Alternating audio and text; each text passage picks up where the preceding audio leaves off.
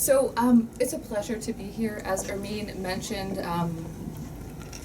we did a panel last week together at Union in New York City, and I mentioned on that occasion, but I will reiterate what I said then, is that it's a very interesting coming together of different parts of my life story.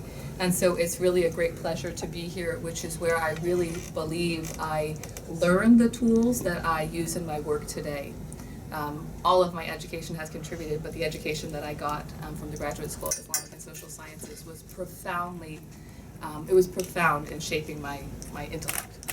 So it's a wonderful privilege to be here today. What I intend to do is I'm not going to give a formal lecture, and I'm also not going to talk about every aspect of my book, which would frankly be impossible. But what I want to do is introduce you to some of the main questions and concerns and theoretical lenses that I use in the book. So that's what I intend to do. Maybe I'll get to 30 minutes, we'll see. But it might be better to have a dialogue and have questions and clarify things and converse about various things. So if you open the first page of my book, there's a very simple, seemingly simple question that starts the book. And it says, how does the Quran depict the religious other? Now let me fill you in on some code language if it's not overtly clear, and please forgive me if I'm clarifying things that you know already, but I'm trying to make sure that I cover the bases for a diverse audience. How does the Quran depict the religious other? The religious other in my field, the field that studies religious pluralism, tries to think about how we view other religions or even view people who are of our own religious tradition but have a different perspective. Religious other is a code for anyone of a different religion or a different religious perspective. It's just a catch-all term for that. So it's not the question just of how does the Quran talk about other religious traditions. It's not just that question. It's the bigger question of how does the Quran deal with difference when it comes to religion, whether it's intra-Islamic difference or inter-religious difference. It's a very short question. And it would seem that there might be a readily available answer, that you could open the Quran and you'd read through the Quran and you would find the answer to this question. This is how the Quran deals with the religious other. This is what it says. This is the value that's given to the religious other. These are differences that are acceptable. These are differences that are not acceptable. However, when you turn to the Quranic text, and I'm sure many people in this room are very closely familiar with the Quranic text, you find very quickly that it's a much more complex situation than it at first appears. What makes it complex? Well, the Quran has a lot of things to say. First of all, the Quran has a lot to say about religious diversity in general. This is something in a way unique about the Quranic text. It talks specifically about religious communities. It has a lot to say about the people of the scripture, the people of the book. It talks about the Jews. It talks about the children of Israel. It talks about the Nazarenes. If that's Christians holistically or not, that's a big debate and intellectual. But it talks about these communities, and it talks about them explicitly. So it has a lot to say on the topic. But it doesn't only talk about these communities. It also talks about these categories. Like it talks about believers, and it talks about hypocrites, and it talks about disbelievers, and it talks about people who associate partners with God. And this is a whole nother vast discourse. In fact, it's the heart and soul of what the Quran is trying to say, talking about and describing and depicting these groups. The thing is, when it comes to this vast discourse, there are times when it seems to positively evaluate religious difference or people in other communities, and then there are times that it seems not to. So we get these references in the Quran that I think many people in this room are very familiar with that say things like the believers among the people of the book. It says mu'min, among the people of the book. So it seems to be saying that there's this valuable category, this affirmative trait, this characteristic to be found among the people of the book. So this becomes complex. Are they believers or are they not believers? Because usually we like to think that as followers, I mean, we don't like to think this, but usually we say of our own religious community, it's my community only that has the value. But the Quran seems to be saying there's value in other communities. But then there's other times when it talks about the people of the book or the children of Israel or other communities that have received revelation and says that they are doing things such as hiding the revelation they've received. They're distorting the revelation. So it's not such a positive picture. So just follow the steps. The Quran has a lot to say about religious difference in general, religious diversity, other communities. Number one. Number two, when you look at what it's saying, sometimes it's affirmative and sometimes it's not. Sometimes it seems to be valuing other communities and other manifestations of religion, and then other times it's not. It's critiquing them. This isn't all that we find. We then run into verses of the Quran that say things like, God has given every community rights and practices, or a way and a law. Don't dispute with each other about these things. Okay, so it seems to be saying that God has made religious communities different on purpose.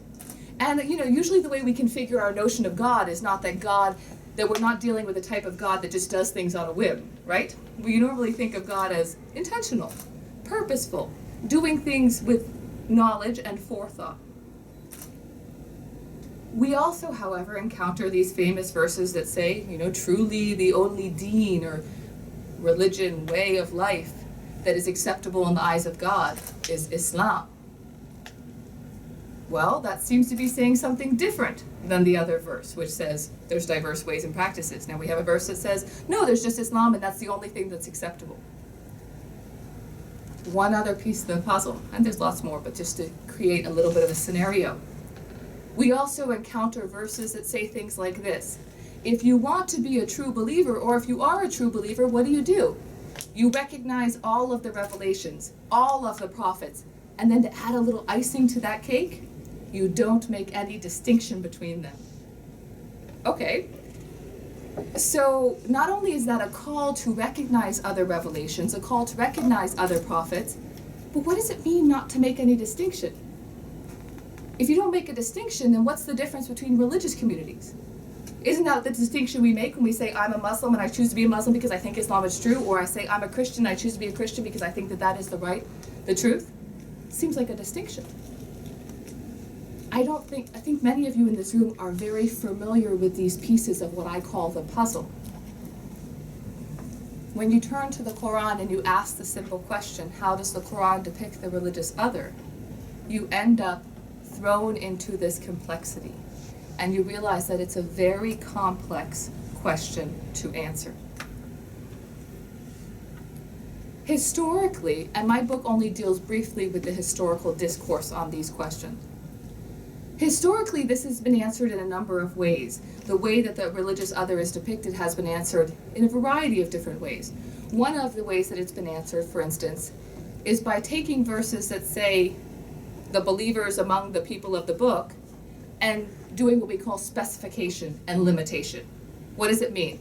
The verse says the believers among people of the book, and just for if there's anyone in the room that doesn't know, people of the book is a reference to people who have received revelation before. It at least includes Jews and Christians, okay? And I say at least because there's a question in there. It says the believers among the people of the book. What has happened in historical exegesis, in tafsir of the Quran, by and large, is that people encounter this verse and they say, okay, this doesn't make sense because only followers of Prophet Muhammad can be the mu'min, can be believers. But now it's saying believers among these other communities, so how can we exegetically explain it? One of the methods that has been used is to specify it and limit it. What does it mean? There might have been one person from those communities who was a mu'min, but not by and large, not holistically, not across the board. And what's one of the paramount examples that's given? Well, the Negus of Ethiopia, right? They'll say this is someone who protected the early and nascent Muslim community when they fled from Mecca. And they'll say this one person is the person being referred to. Another strategy that has historically been deployed to make sense of this complexity is the idea of naskh, of abrogation. So you have these verses that say every community has rights and practices and don't dispute about each other, or God says to recognize these kind of diverse ways.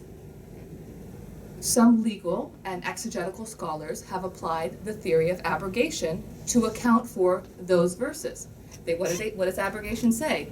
Those verses were revealed by God, but they were revealed chronologically earlier, and they were then subsequently abrogated by other verses.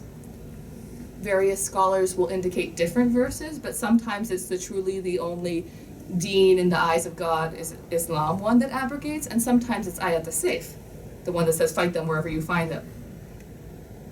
Why am I pointing this out? My book is not about the historical discourse. But what these two examples illustrate is that exegetes and scholars and jurists in the Islamic tradition were well aware of the complexity of this simple question.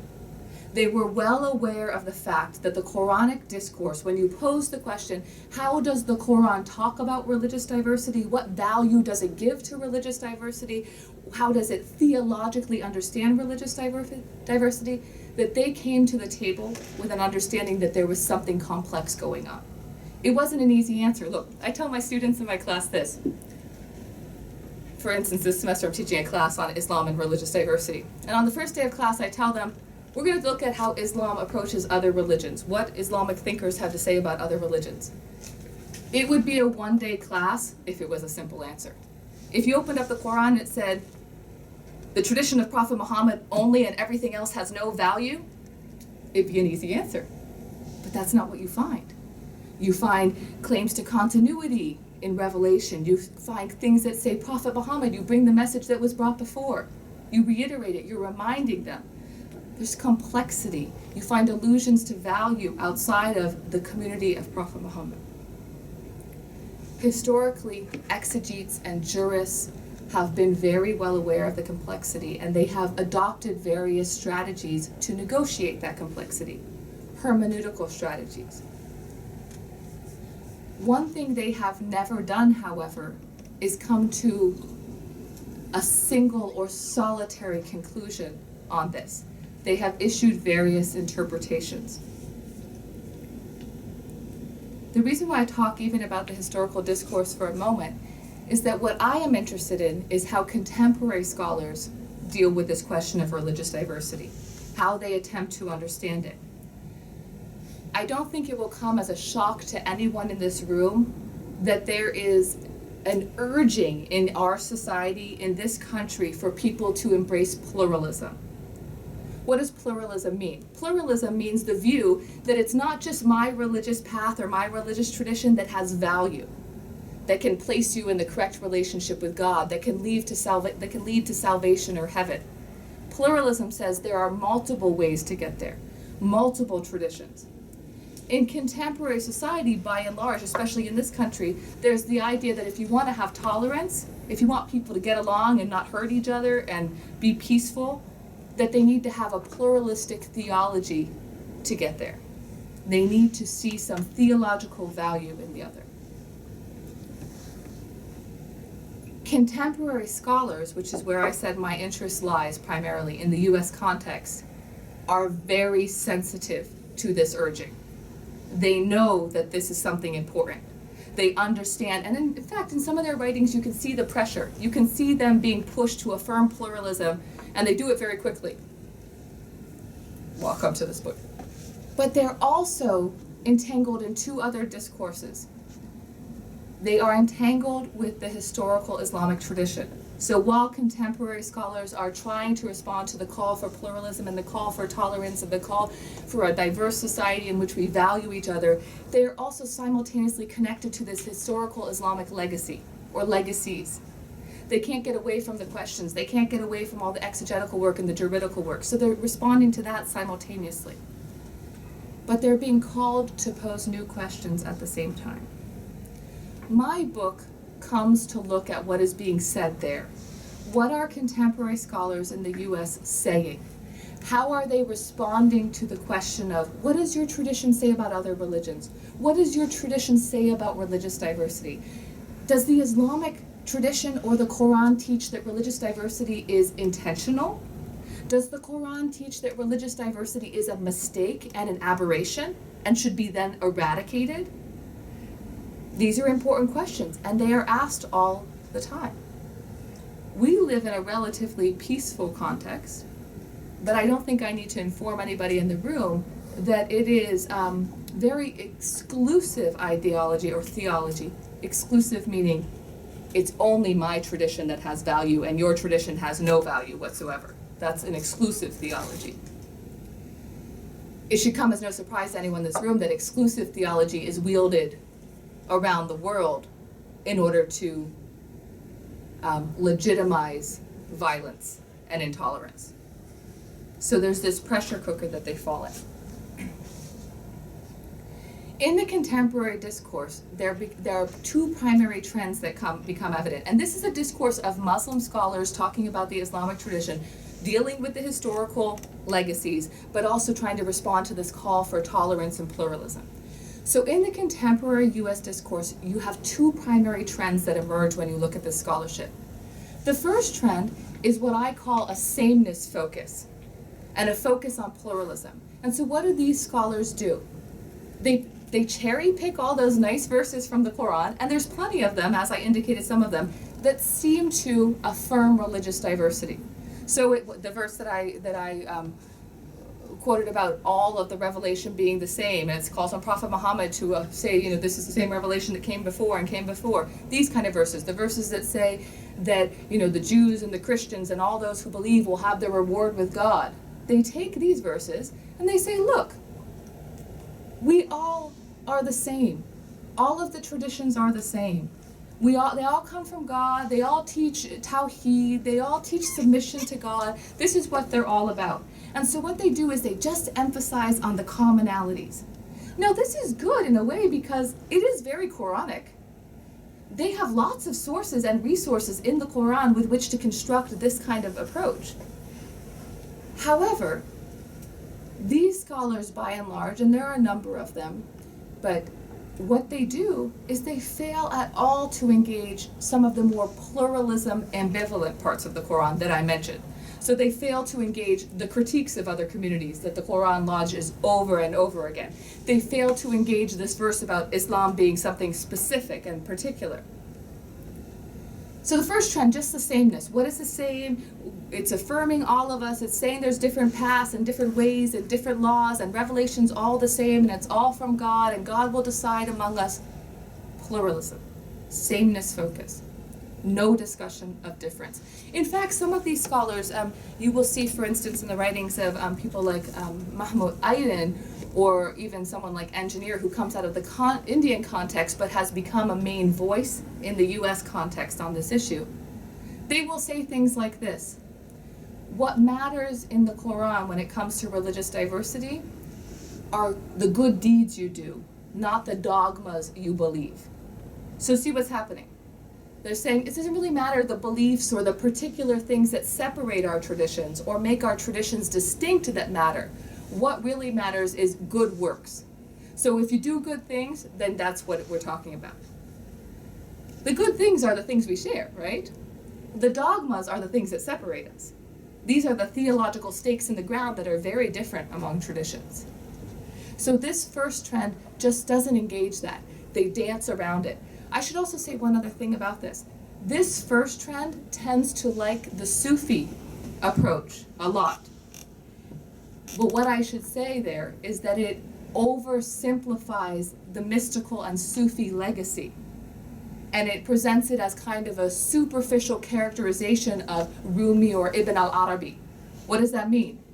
It just says that they were all about religious pluralism, that they had nothing specific to do with Islam. They present Rumi and people like that as if they never ever prayed Salat or cared about Hajj or fasted or anything.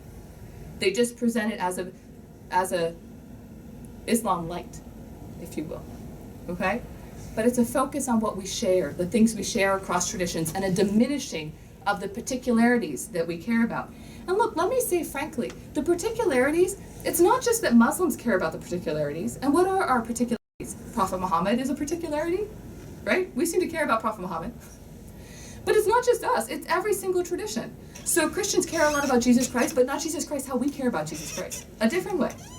Jesus Christ as incarnation is really important. It's a particularity. And most of us, as members of religious traditions, aren't that comfortable with glossing over those things or saying they don't matter. So it's not just good deeds. Those dogmas seem to matter. So what's the second prominent trend that comes up in contemporary discourse? The second prominent trend is the attempt to talk about those things that are shared between religious communities, but also pay attention to the differences, the particularities I mentioned, give value to them, acknowledge that those are important, but still somehow affirm the religious other or affirm other traditions. Just to be short on this, one of the most prominent ways that this is done is by erecting hierarchy. What do I mean? For instance, you have in the scholarship of Mohammed Lagenhausen, who is another big voice because he writes in this field coming out of the Iranian context. What he will say is look, there's all this shared stuff, and the Quran affirms other traditions, and the Quran says that revelation has continuity, and all of these things. I affirm all of that. But he will say, look, even if that's the case, Islam has superseded all of the previous religions. So even though there's value and truth and a beauty in other traditions, the command of God now for this time is to follow Islam. This idea of one tradition coming and the next tradition coming to replace it and the next tradition coming to replace it, supersession. What it means is that you only have one tradition at a time, and only one tradition can be correct at the time. This approach allows people to talk about the things that we share, the truth coming from God, revelations, real prophets that we care about, but it still allows Islam to be the best. Like, I don't know how to cut that down. Like, I don't know how to say it any more frank, but it still allows us to maintain the vested interest we have in Islam being the paramount and being different and being particularly unique, okay? I'm happy to talk about these particular scholars more in depth, but I want to get into what I have to say about this.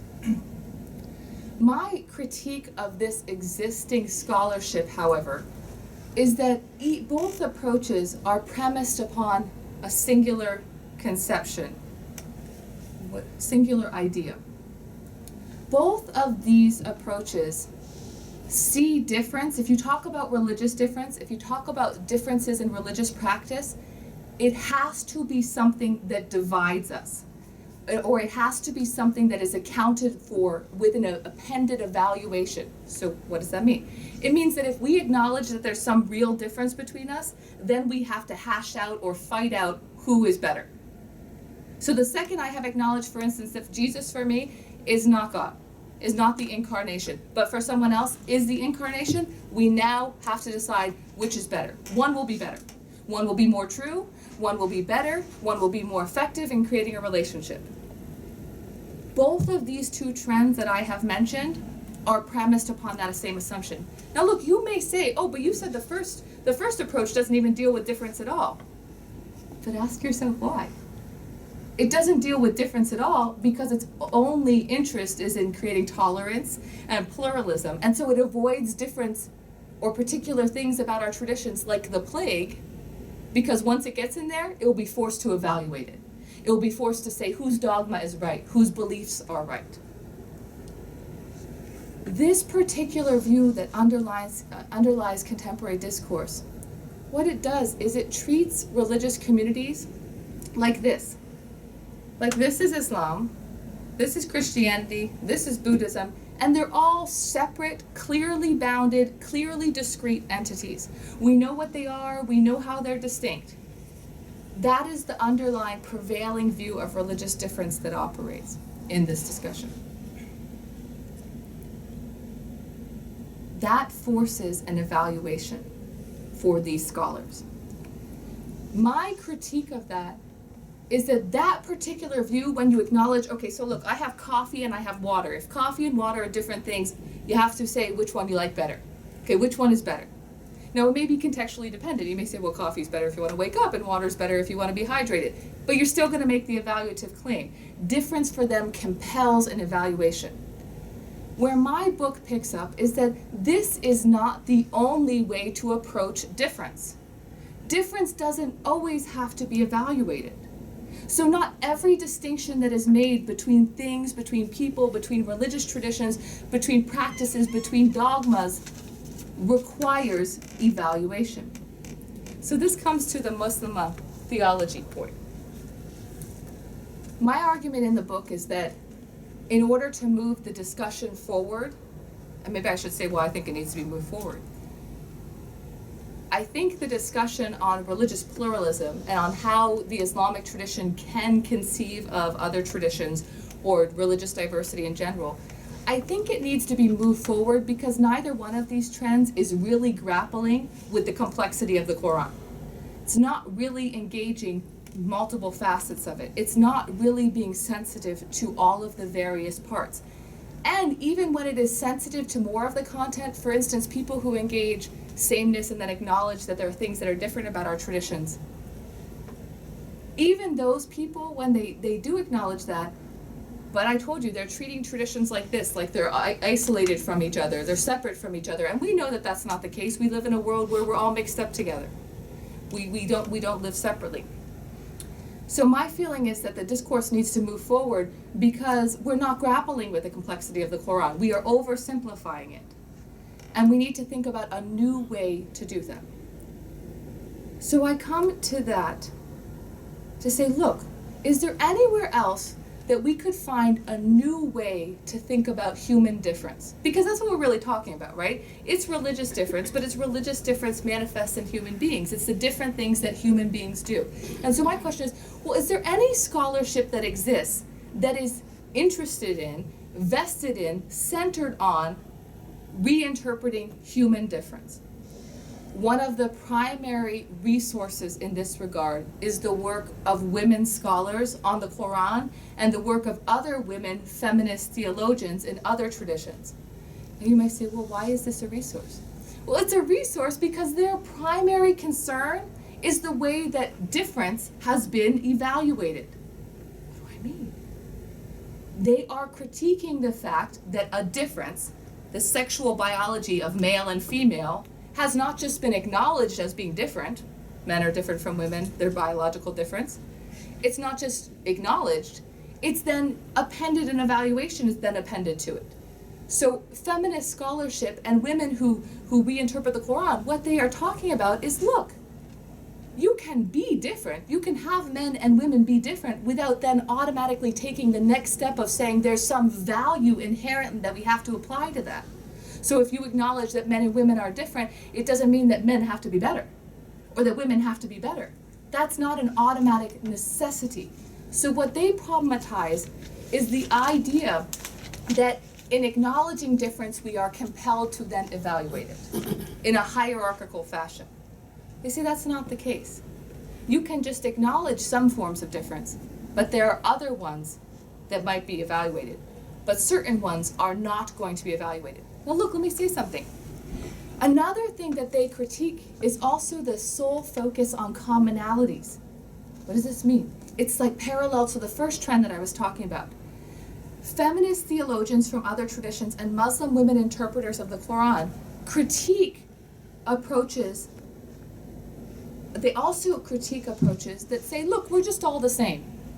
Men and women, we're just all human beings. There's no difference. They say, oh, no. This is not the case. There are real differences. So just glossing over the differences and pretending like we are all the same and there's not things about us that are different is equally problematic to them. One of the reasons why it is problematic is because, frankly, when we gloss over all the differences and we pretend that we are all the same, usually we're really pretending to be one particular norm or one particular way. Let me give a very concrete example. If you look at the history of feminism in this country, you will see that there's different waves of feminism. They talk about first wave feminism, second wave feminism, third wave feminism. In first wave feminism, what was it about? It was about women's liberation. It was about women getting the right to vote, about women getting into the workplace, these kind of things. What was the standard trope in that time? We're all human beings. But what did that mean? Did it mean that women got to be human beings the way they were human beings? Or did it mean that they got to be valuable human beings if they pretended to be men? Pretended how? Not having kids, not getting married, wearing suits and ties to work. And that's what you see. So why do I bring that example? Because sometimes we pretend that we're all the same. We're really pretending to be all the same, like one particular model. Like, you all can be valuable and the same as long as you're the same as me. You know, Women can be valuable as long as they behave like men, as long as you do the things men do. But that's not an inherent valuing. So what feminist theologians and Muslim women interpreters of the Quran are critiquing are these dual things. You can't just say we're the same. We're not just the same. So this simplistic focus on the things we share, and we're not going to talk about the differences, just the commonalities, that's problematic. But it's also problematic to acknowledge how we're different and then feel that that difference places us in a hierarchy. One must be better. And look, for feminist theologians and Muslim women interpreters of the Quran, it's not, it's clear who always ends up on the top of the hierarchy, right? Men always end up on the top of the hierarchy. That's just how it has played out. They always end up to be, women can be kind of like men, but not completely, and their value is under that. I'm not saying that this is the Islamic teaching or the Quranic teaching. I'm saying that this comes out in interpretation. It comes out in exegetical traditions across the board. What they do say is that you can acknowledge certain shared attributes, things people have in common. You can also acknowledge things that make us different, our particularities, but you can withhold evaluation from those particularities. And so just to be very specific, they will say you can't evaluate biological sex. This is just not a category of evaluation. The language that is used is they will say this is a category of lateral human difference. What does that mean? It means it's lateral, like this. It means it is difference that is merely different. They are distinctions, but they are not one better than the other. They are just differences. You might say red, blue, green. They are different. Now you may have your preference, but they're just different. They're not inherently more valuable than the other. So what they'll distinguish between is these two categories of human difference. The first is lateral human difference, mere difference, no evaluation. You have to acknowledge the difference. The difference is probably intentional. Like we'll say that God created men and women intentionally. There's a purpose to that, but it doesn't have to be evaluated. They will, however, distinguish this from a second type of human difference, which is called hierarchical human difference. This axis. There are some differences in humanity that are evaluated. It will come as no shock that what will be said here, and what I pick up in my book, is that this is the axis of Taqwa. This is the discourse in the Quran that talks about human beings, about the best of you in the sight of God being the one who has the most Taqwa, who manifests the most Taqwa. So there is clear evaluation. We know that the Quran has an evaluative discourse, so we can't just say that nothing is evaluated in the Quran. Something is being evaluated. There's a discourse of hell and heaven and punishment and deeds and all of these things and being held accountable, and some people are better than others. But what they are saying is that your value in the eyes of God, your relationship with God is not based on every form of human difference.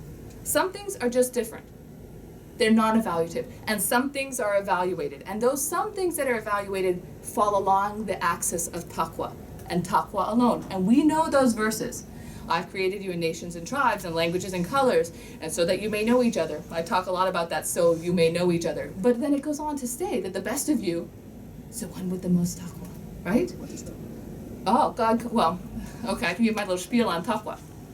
So Taqwa is commonly translated as fear or piety. I disdain both of those definitions. Fear of God, the thing you do because you're scared of God, or piety, like a devotion to God. I don't think that these capture it. I think the much better definition is God consciousness. Why do I think that is a better definition? Because what Taqwa is talking about, especially if you read kind of in an intertextual way throughout the Quran, is it's talking about a pervasive mindfulness that permeates not only the beliefs that you have, but the actions that you engage in. And I should be very clear here. Taqwa is both in relation to God and in social manifestation. So that means that it's not just that you pray to God or you fast for God or you go on Hajj for God. It's the way you treat other people. And the most basic pairing of this is when you see the pairing in the Quran over and over again that says, believe in God and revere your parents. Believe in God and revere your parents. It's the pairing of the relationship with God with its social manifestation. Both of those matter for Taqwa.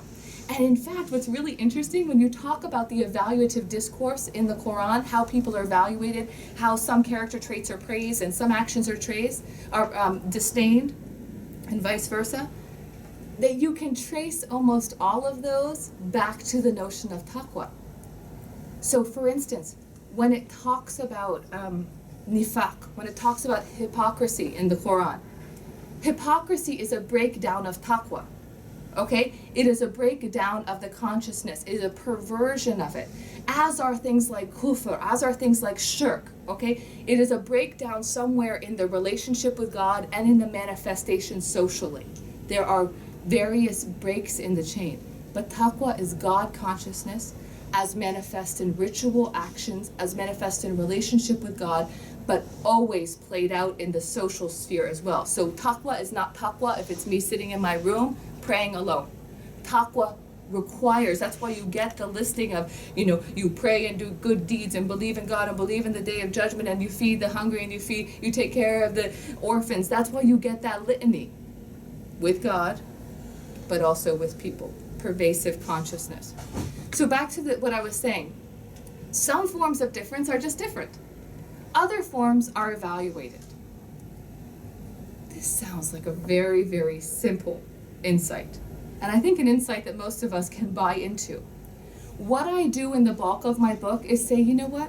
Let's see what happens if we take this distinction between two forms of difference, lateral and hierarchical difference, and bring it to bear on the Quranic text. Where might we end up? If we bring that discourse back into the discourse on religious difference, now look, sexual or biological difference is not the same type of category as religious difference.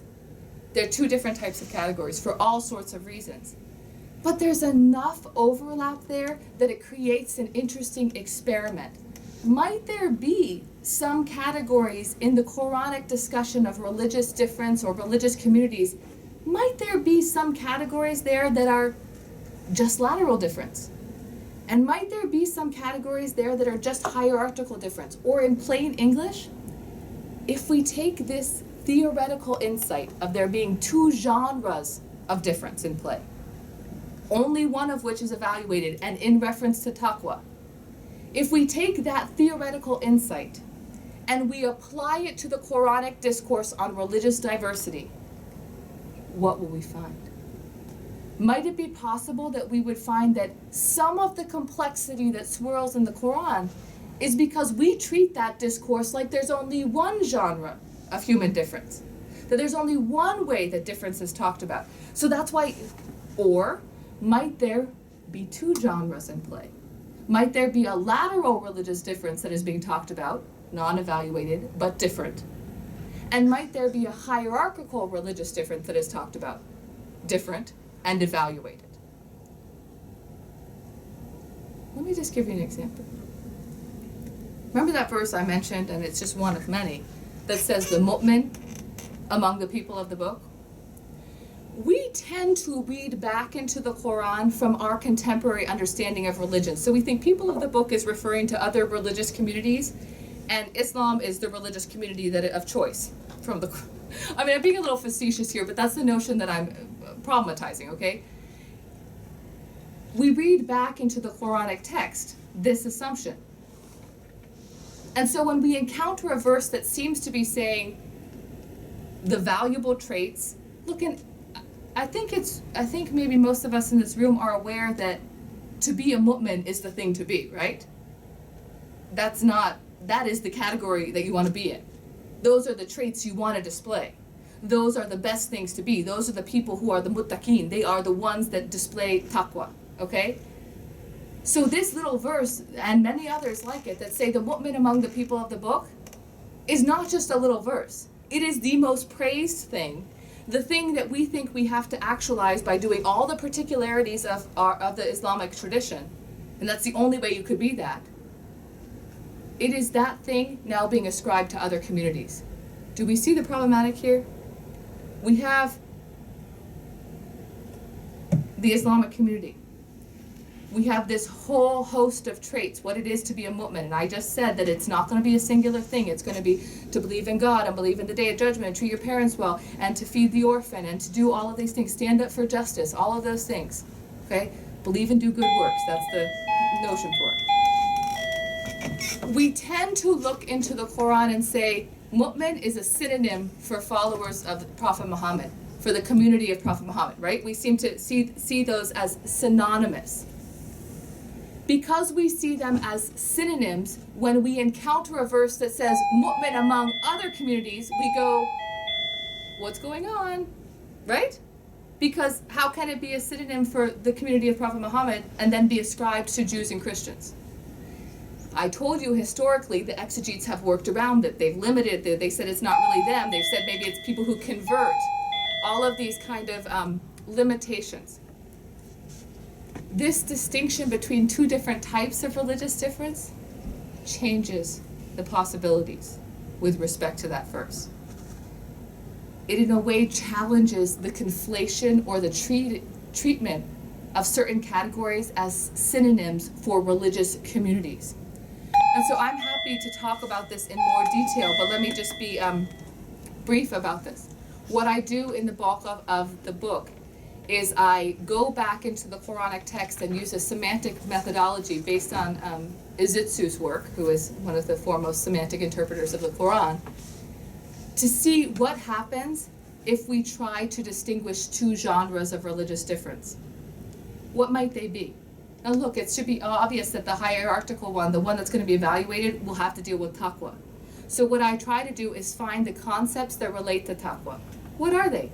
Mu'min, kufr, nifaq, shirk, all of these concepts. It's not shocking, they're the evaluated concepts, right? It says things like, if you're a hypocrite, you'll be the lowest depths of hell. I think that's pretty evaluative, right? But then I try to locate the other genre. Where does it talk about difference that might just be different and not evaluated?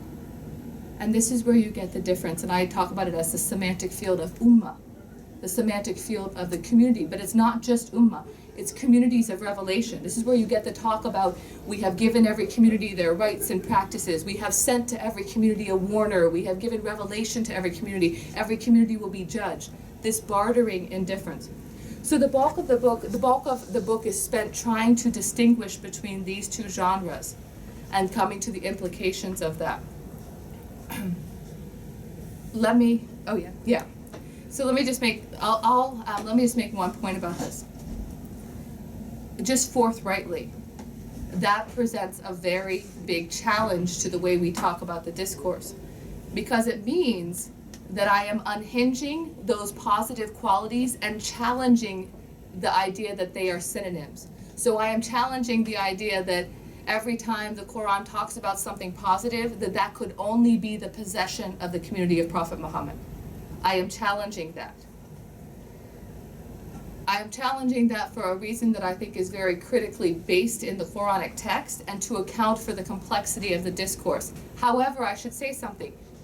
In challenging that automatic alignment of all things good in the Quran with the community of Prophet Muhammad only and exclusively, I am not challenging the content and details of those categories. So I'm not challenging the notion that the Quran is evaluative at all. It is evaluative. I'm just challenging where the locus of the evaluation falls, and I'm challenging where the parameters of who could be in that evaluation fall. That does present us with an issue, because it's a different way of thinking about communal boundaries and the value, the inherent value in communal identification. I'll stop there, and I'll be happy to answer questions, because I have a note here that says try to wrap it up, so I'm trying to wrap it up. But it's a big challenge, but I'm happy to answer questions.